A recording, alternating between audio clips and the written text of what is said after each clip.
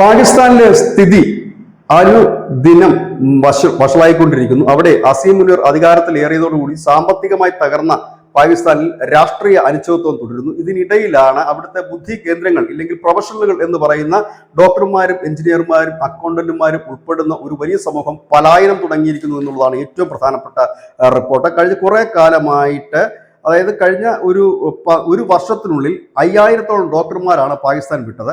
11,000 എഞ്ചിനീയർമാർ പാകിസ്ഥാൻ വിട്ടുകഴിഞ്ഞിരിക്കുന്നു. 13,000 അക്കൗണ്ടന്റുമാർ പാകിസ്ഥാൻ വിട്ടുകഴിഞ്ഞിരിക്കുന്നു. ഇത് പക്ഷേ ഇന്ത്യയെ സംബന്ധിച്ച് ഇതൊരു വലിയ വാർത്ത ആയിരിക്കില്ല. കാരണം ഈ രാജ്യത്തെ സംബന്ധിച്ച് അനവധി പേർ പ്രൊഫഷണലായിട്ട് മറ്റ് വിദേശ രാജ്യങ്ങളിൽ ജോലി ചെയ്യുന്നുണ്ട്. പക്ഷെ പാകിസ്ഥാനിൽ അതല്ല സ്ഥിതി. അവിടെ വളരെ കുറച്ച് അക്കൗണ്ടന്റുമാരും അതുപോലെ തന്നെ ഈ പറയുന്ന ഡോക്ടർമാരും എഞ്ചിനീയർമാരും ഒക്കെയാണുള്ളത്.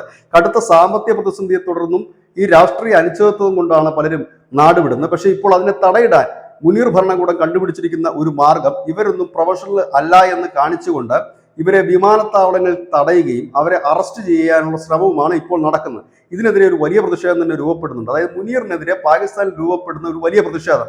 ഇത്തരത്തിൽ ഡോക്ടർമാർ പലരും നാട് വിട്ടത് മൂലം പല ലാബുകളും പൂട്ടിപ്പോയിട്ടുണ്ട്. ചില ആശുപത്രികളുടെ പ്രവർത്തനവും നിലച്ചിട്ടുണ്ട്.